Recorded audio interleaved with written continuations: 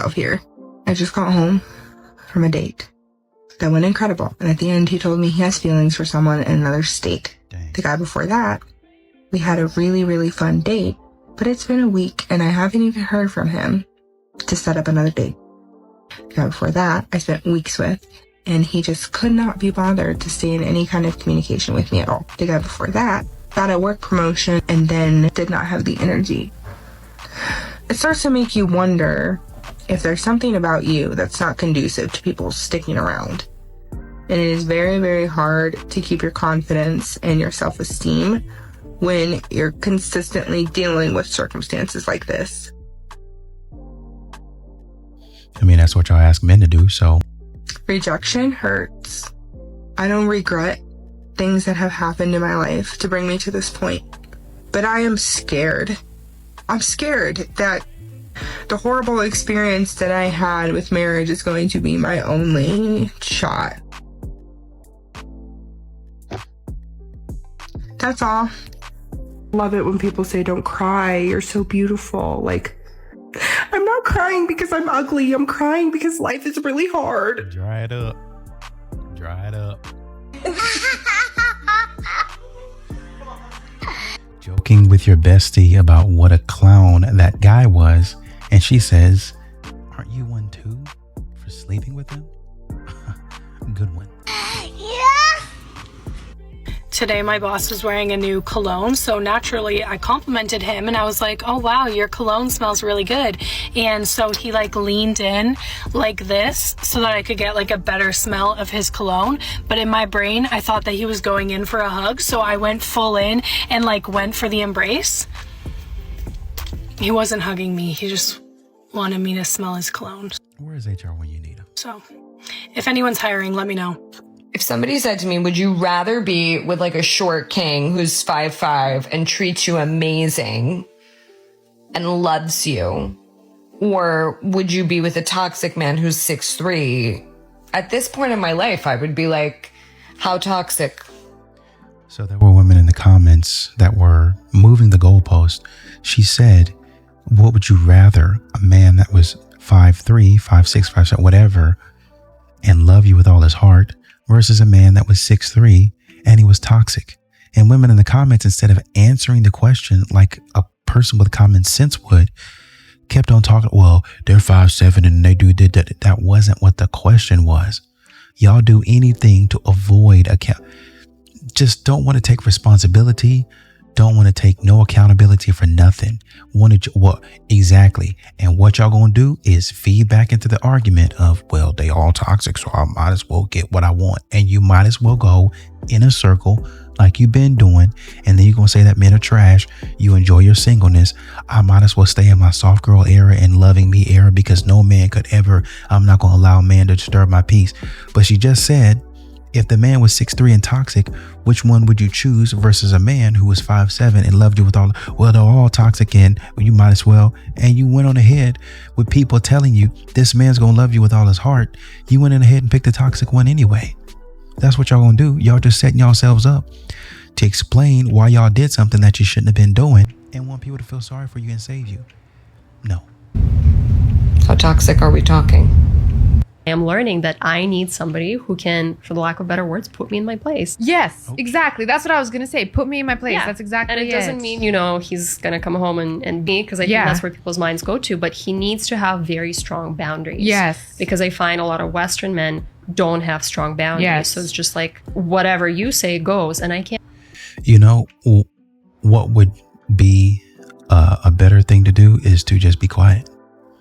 If a man says, hey, I don't like that, then don't push it. Just don't do it. Yeah, I mean, that's what you guys do. You want a man to respect that boundary that you set up, or else you're going to leave him. You know what some men probably think about when you say, well, I want you to put me in my place. Well, if putting you in your place means going to jail, I don't want anything to do with that.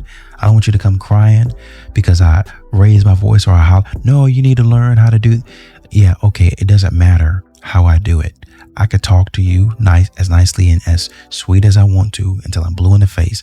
But if you're not wanting to listen, which apparently you don't want to, then we're going to get to the point to where I'm just going to get up and leave. Oh, he wasn't man enough for me. No man is, because you talk too much and nobody wants to be around that. And have that, because I know myself, I will lose respect for you. If you can't say no to me, 100%. I will lose respect. I don't need a man. I'm a strong, independent woman. Timber. You are not going to tell me that the only thing a man gets from a woman is nasty sex. How am I not going to tell you that? So you tell me what a man feel he get. No, since you know what a man feel a man get, tell me what a man feels he get. Tell me. I love that y'all making the point. Tell me what a man feels he get, Azar. I'm not a man, so I'm not going to speak for a man. I'm up out of here. Bye. You just spoke for a man. Bye. You just sat here for 20 minutes telling me how a man feel what he get. That's all we get. Aww. That's not true. No, listen. He's telling you. Exactly. This is why y'all don't want to care what the man wants. I care. She ain't even listening. Say it. Say it, friend. I care. All we get is... That's your reward. Let me put that in context. Yeah, that's your reward. Yeah. You are not about to buy not one man a motherfucking house. You're not about to buy one man a motherfucking car. Cool. You don't got to go bust your ass, buy a car, a house, pay a mortgage. So Like, is a kid not getting Listen. something? Oh, Is wow. me carrying? It's already been stamped. The kid is for both of y'all. Y'all be doing this type of stuff like y'all don't be benefiting, like y'all don't be wanting it. It's solely on the man to provide, and if you and then you start kicking up and turning up your lip, that's what he's saying. You're not listening. You're supposed to be the what? Provider. We have the pressure. I have to figure out how to buy this house, build this house, get this house. The Rock, who 10 times the salary for the ring. We have to do all these things. Oh, there's a sound. What is that? Let me go downstairs and... I think that it is absolutely insane and extremely hypocritical for a lot of us women to go around demanding that a man have all of his shit together, that he have all of this money, that he have the nicest car, the nicest clothes, the nicest house, can take care of us and spoil us. And meanwhile, we turn around and don't have to offer this man in return but our vagina. Yep. What happened to sticking by your man's side and building him up? Yep. What happened to working together as a team to get those things? Why do we want the end product or the end results of that man, but we're not ready and willing to go through that struggle in order to make that man be what we want him to be? I think Kevin Samuels or somebody said women stand at the finish line and they pick right there. But you don't understand that even if you stand at the finish line, you're still going to have to support that man. A high value man, whatever you want to call him, a man that's got money, he's got connections, he can really take care of you, he can really provide for you. It doesn't matter. You're going to have to still take... If you think of an athlete, somebody who, not even an athlete, somebody who runs, you would be an athlete. I'm thinking about an Olympian. Even just a regular person who runs a marathon, they have to train for that. They have to do extensive training. When nobody's there, when people are there, when people, oh yeah, running beside you or driving past you and yeah, keep on it. All through all that, it don't matter if it's hot, cold, raining. I gotta focus on running this marathon. Even if I'm not first, I want to run it to finish it. This is for me. I've got a goal. I have a purpose in mind. And people standing at the end have to know, how can I support this person when they reach the finish line? You've got those little tables with water or Gatorade or whatever, where they just grab the cup, pour it all over themselves, and they take a little drink and throw it down. There's got to be somebody there to support, to pick up the trash. Why? Because they don't have time to do it. They're too busy trying to run this long marathon. But you modern women, I ain't gonna pick up that trash. I ain't gonna pick up after. I ain't gonna do this. But the man is running the marathon for you. He's done all the training. You weren't with him when he was out there in the rain, the snow, all of those bad weather days, just to get this and reach this goal, to reach the finish line. You weren't there. He weren't there the long nights when he was at the office, when he was learning a skill, when he was completely frustrated, felt like quitting, but kept on pushing through. Boys can't, hey man, come have a few drinks with me, bro. You gonna make it. Hey man, come on back to the gym, man. Yesterday was trash, but we gonna get it today. You were not there. And so even if you standing at the finish line, what you're expecting that man to do is he gonna train and I'm just gonna hitch my wagon to him and he gonna go all the way to the top. So by the time he's at the top, he's got enough money to pay for a chef. He's got enough money to pay for a nanny. He's got enough money to pay for a maid. So I don't have to do any of that. I just have to wear like little nice cutesy things that I purchased with his money. I got a little jacket with his name on the back and I'm screaming and hollering. That's great. But after that, when nobody's around, what are you feeding me? You just can have some water. No, I need something to replenish myself. I need some actual food. You can't just take me to Burger King. Oh, here's a meal and let that be it. So even if you stand at the finish line, you still have to know how to support him and how to take care of him. But modern women ultimately don't want to do that.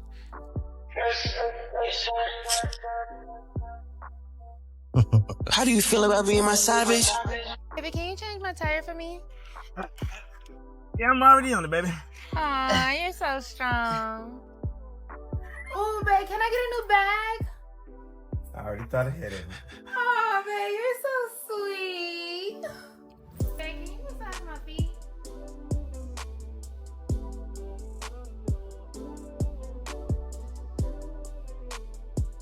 Aw, you're so caring. Baby, think you make me a sandwich? I'm hungry. A sandwich? Asking me for a sandwich? You got your mind. You better make you some pizza rolls or some hot pockets or something. Asking me for a sandwich. That's how someone be doing it.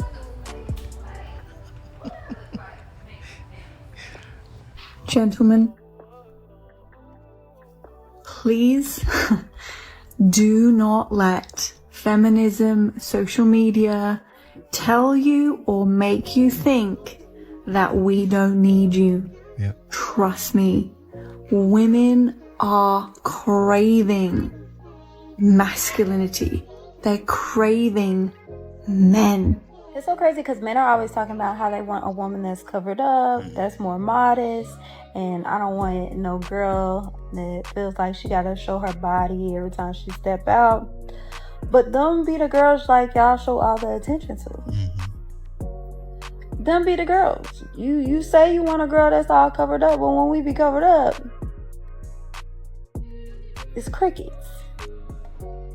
Crickets. That's not true. So then they feel like, okay, well let me be what a man wants. And then if y'all go crazy over it. Crazy. And y'all wonder why these women be doing what they doing. They know what they doing. They trying to get y'all attention. When you start showing the modest girls the attention, I bet they start to cover the fuck. Watch it happen.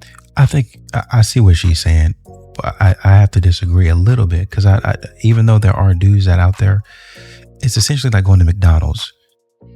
It tastes good, but we all know it's not good.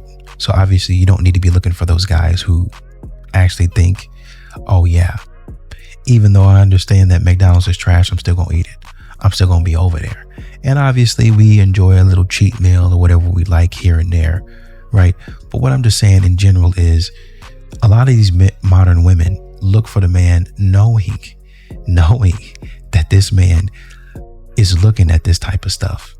They know that, but they don't care because the man's got money and they know he's got toxic behavior, but they don't care because he's taking them in some sort of way. He's taking care of them. You need to be worried about somebody who's like, yeah, man, McDonald's, it tastes good, but it's not good for you. Here's some things that you can do in order to eat healthier. If you want a burger, here's how you make that a little healthier. You're looking for men that use critical thought, but guess what? You would need to have a conversation with him first in order to see where his head is at. You would need to see where his values lie, which most modern women don't want to do. They just want to say, oh, no, he's flashy. He knows how to market himself. He knows how to advertise to pull in women like me. McDonald's knows how to advertise in order to pull in a client like me. and pay the $10 versus going to a grocery store and getting everything in there. Maybe you pay for it a little bit versus paying $10. You pay maybe $20-$30 for everything to get everything, but you can make more and it'll taste better and it'll be healthier than what you're going to get at McDonald's. Right? So you got to put in a little bit more effort to get the man that you want. You can't just say, oh, the marketing was great, I'm going to come on in. Right? Yep. On the one hand, a man needs to step his game up and do a little bit better marketing, but you've got to see through all of the flashy marketing yourself and say, that's not good for you. I'm telling you over here, this is good, honest marketing. I'm going to go over here with this man and see what he's talking about and have a conversation and see where we can go from there. But I do get your point. Excuse me? You're beautiful. I need your number. No, her. Excuse me. I need your number. You're beautiful. Me? Yeah, you. Can I get your number? Can we go on a date sometime? Sure. Any man out there that got an independent wife, always remember to respect her independence. That's why I let my wife push the basket. Got him. You got to respect her independence. Go ahead, independently move that basket, girl. You gonna put the stuff in the car too? I'll wait in the car. I respect her independence. I respect your independence. Do what you need to do. I got an ice cream that I need to eat.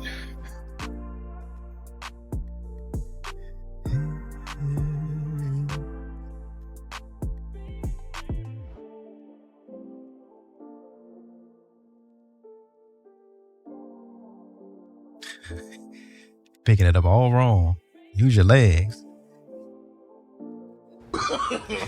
No.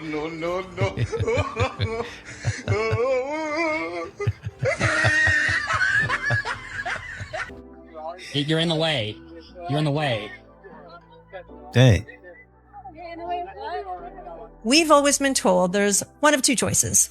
You can have a beta or an alpha, and nobody wants the beta when you're a strong female, or maybe most of us don't, right? Yeah. So we're always going for alphas, and alphas are like, I need you to be submissive, and they're super competitive with us, and we have a lot of challenges. Yes. Later, I discover the Sigma. The Sigmas do not compete with their women. They want their women to be strong and independent. It doesn't mean they're not being gentlemen and chivalrous. They're still showing up that way, but they're a bit of a lone wolf. They're natural leaders. No. They kind of sit in the background. They get pulled to be leaders and run things because of their natural leadership skills. Right. However, they're not in front of the room saying, I'm the big dog. I'm the one, who's got to do it. Like, they're not leading in that way. Yeah. And so when it comes to the relationship with women, they're like, please rise up. Let's be a power couple. No problem. I'm still going to lead where, I'm going to lead. Yeah. But they allow the women to have the space, and there's not that competitive energy that causes a lot of problems for strong women. No. Strong and independent is pretty much always going to have problems because you don't know how to be quiet. See, what the alpha male does, well, let me start with the beta. The beta is just going to ignore you. And he's actually going to get out your way because he don't have time for that. I'm just going to go, oh, you're weak in this and that. Okay, probably, maybe so. But I'm not here to have confrontation. I'm not here to argue. I'm going to give you whatever you want. Just be quiet. That's not the type of energy that you want. The other side of it is the alpha male who says, oh, you want trouble? You want problems? I'm your guy. Hey, all that stuff that you was doing out there, we're not going to do that here. And he sets a boundary for you and he puts you in your place, but you don't like that because you're strong and independent.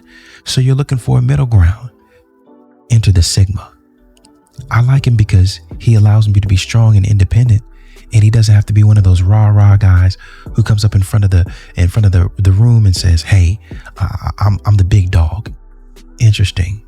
So you want a Sigma man to lead you and lead your home.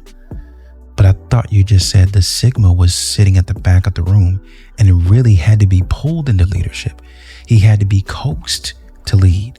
I don't need to do it. I'm confident and secure in myself. I want you to be strong. I want you to speak. I want you to rise up. But guess where he's at? In the back, being quiet.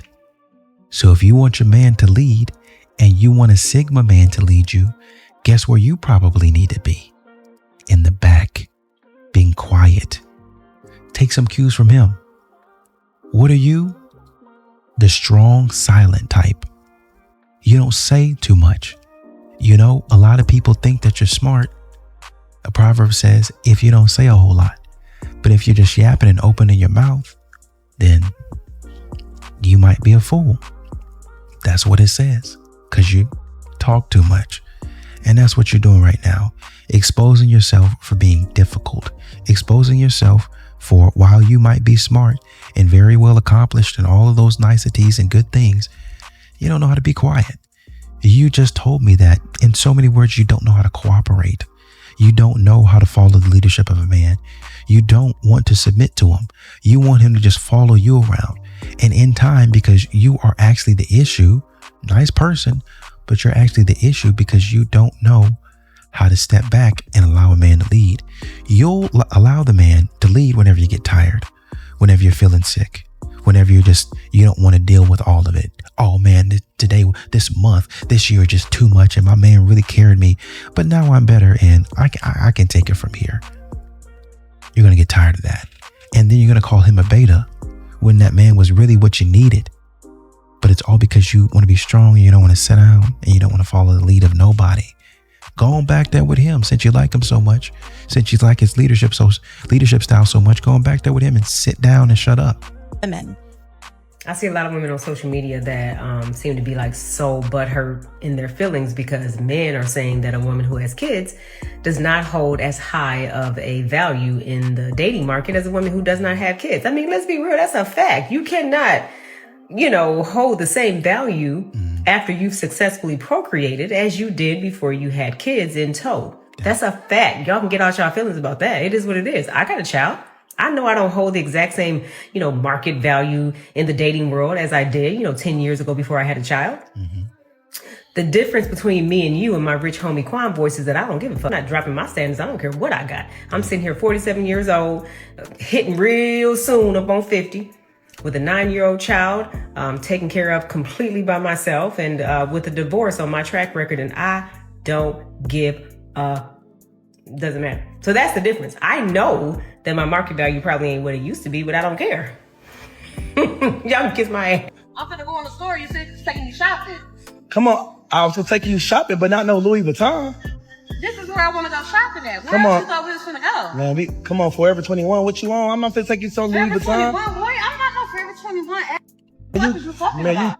We can go in there and window shop just as long as you know I'm not going to be spending no money in there. I ain't been knowing you for that long. This is our second date, do you? You want to date me? You need to be able to keep up. Come on, And listen. I I'm not shop finna at take you to places no like Louis Vuitton, bro. This is. I can't keep up. My legs are broken. Let me go ahead and call an ambulance for me. Get me on up out of here. Find somebody that's going to be a sucker. Second date, bro. I said I was going to take you shopping Forever 21. That's the only place we going. But my brother has no idea he's the hot guy now. As far as he's concerned, he's still Gumby. He don't know. So he's stationed just south of me in Los Angeles. He's stationed in Coronado Island. So he comes up on the weekend and we watch ball together, as any good Kentuckians do.